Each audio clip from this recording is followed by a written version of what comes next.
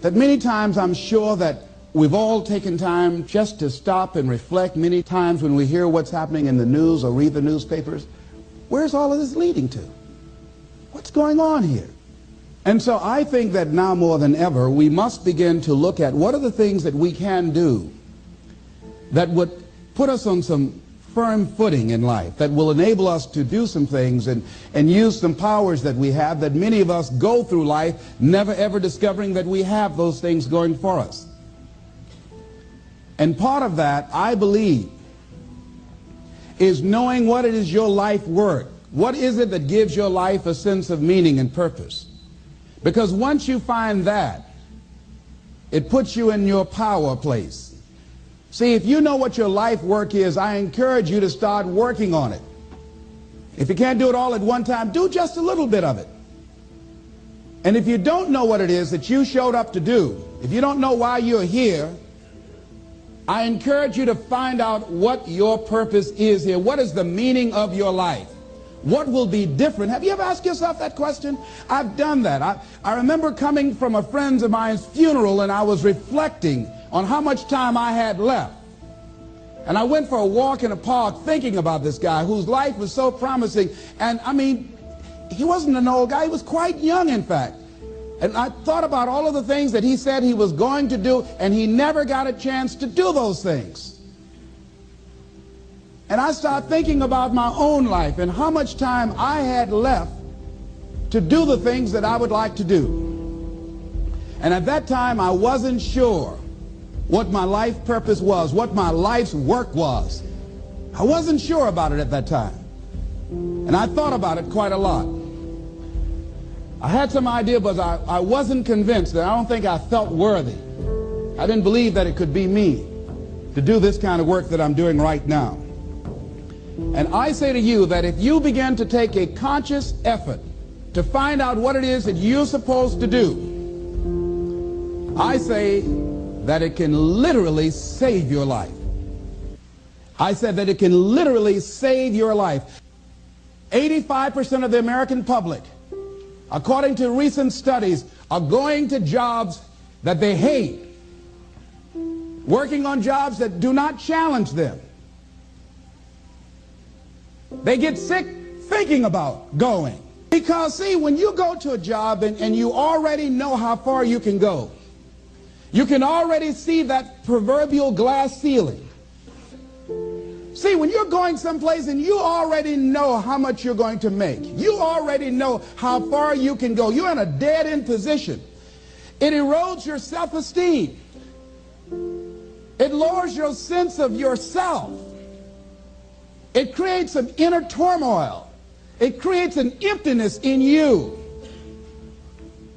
So I say that your life is worth finding what it is that you're supposed to do. And I'm not saying quit your job. I'm saying find it and do just a little bit of it. Just start working at it just a little bit, but do find out what your work is and hold on to it, and don't let your dream go. Don't let it go. See, and here's something else I want you to begin to look at. Why is it that most people don't pursue their dreams or don't do better than what they're doing if they're capable of doing it? I think that many of us don't go the next step because we don't know what to do yet. And I say that the reason that we don't even explore the possibility of what to do is because subconsciously we don't believe that it can happen for us, and we don't believe that we deserve it. So here's what I'm suggesting. How much time do you spend working on you? How much time do you spend every day working on your dream? In the last 90 days, how many books have you read? In the last year, what new skill or knowledge have you acquired? What kind of investment have you made in you? So I'm saying that as you begin to look at where you want to go, if you want to make it today, and things are changing so fast you have to literally run to stand still, I'm saying that you've got to make some conscious effort to begin to work to develop you. Here's something else. Most people are not living their dreams because of fear, ladies and gentlemen. Fear, limited vision, and lack of self-esteem. is what keeps most people doing things they don't want to do. The same reason that people stay in relationships where they're abused or they're unhappy or it's unfulfilling. They can't see themselves beyond that relationship. They can't see themselves enjoying life without that person. They think that this is all that they can do. The same reason that people get stuck at a certain level in life. They can't see things being better for them. And they think that this is it and this is all they deserve. This is all they've ever seen. It's been passed on to them. And they think that this is it for them. Oh, no. I was looking what Dr. Blanton, Smiley Blanton, who is a colleague of Dr. Norman Vincent Peale, what he said about fear. He said, fear is the most subtle and destructive of all human diseases. Ladies and gentlemen, fear kills dreams. Fear kills hope. Fear put people in the hospital. Fear can age you. Fear, ladies and gentlemen, can hold you back from doing something that you know within yourself that you're capable of doing, but it will paralyze you. And it seemed like you're in a hypnotic spell. And I ask you a question, what is the benefit? What's the benefit of allowing fear to hold you back? What's the benefit of giving up on yourself? Of not stepping out on life and taking life on? What is the benefit for you? What's the plus in that? It's one of the things I had to ask myself. So I didn't want to make any mistakes. I wanted everybody to like me. I wanted to be perfect the first time I did something. It's not going to happen. You're going to make some mistakes. You're going to hurt some folks' feelings. You're going to create some enemies whenever you decide that you want to begin to take life on.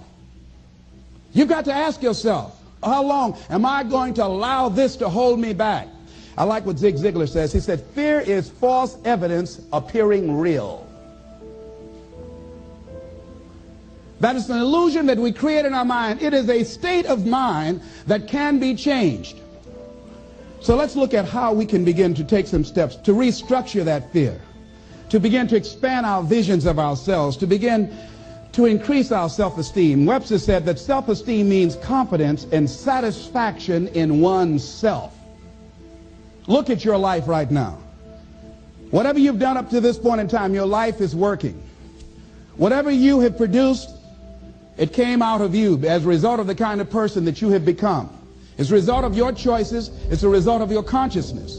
Now you have to ask yourself, are you satisfied with what you have produced? Is this what you want? Would you like for things to be better than this? Do you believe that you deserve better than this? Or are you content? This is it. You don't have to do anything else. That you've already resigned yourself in life and say, well, I'm happy. I'm not starving like the people in Calcutta. Are you allowing yourself to get off the hook like that? Or do you believe somewhere in the back of your mind or in your heart that there's some other great work for you to do? There's something else that life has for you. And that's why you're here. How do we handle this fear factor? How do we increase our self-esteem? You have to begin to fortify yourself. How do we do that? I believe that you have to begin to consciously monitor your inner conversation and start talking to yourself. Start building yourself up. Sometimes the only good things you will hear about you are the things that you say to you. So I'm saying learn to be your own booster. Start building yourself up. Start encouraging yourself. Start saying, I can do this. I can make this happen. When I started thinking about becoming a speaker, I said, yes, I can do this. I can make this happen. When I start trying to convince myself I can be a businessman after flopping and failing and losing thousands of dollars and feeling stupid and dumb and having people take advantage of me because of what I didn't know. I had to talk to myself because people were saying to me that I was dumb. And somewhere in the back of my mind, I was saying, you're right. Look at what I've done. I had to say, no, Les. Hey, come on, man. Get yourself together. You can handle this. You just haven't figured it out yet. It's all right. This is your training period. This is the tuition you have to pay for what you don't know. You can do this. Other people have done it. It doesn't take an Einstein. Get you some people that can teach you some stuff that you don't know. Get you some people that have done it successfully and learn from them. Take some seminars, workshops, read some books on how to manage a business. Change the way you see yourself and begin to tend to the personal details. Understand that nobody's going to take care of your business better than you. And when I start changing that kind of mindset of beating myself up because of my mistakes and start looking at the possibility of my doing better, of my making the adjustment that would enable me to do what I want to do successfully, things begin to change. And I say, stop beating up on yourself. You do it. I know you do it. I've done it. It's a natural inclination for us to put ourselves down. See, we are born negative, I think, in a negative consciousness because we live in a negative world. Here's some other things, ladies and gentlemen. Begin to guard your mind against negative programming, like turn off the television. Don't watch the news. So you've got to guard the kinds of things that you put in your mind. See, if you don't program your mind will be programmed, because human beings are goal-oriented.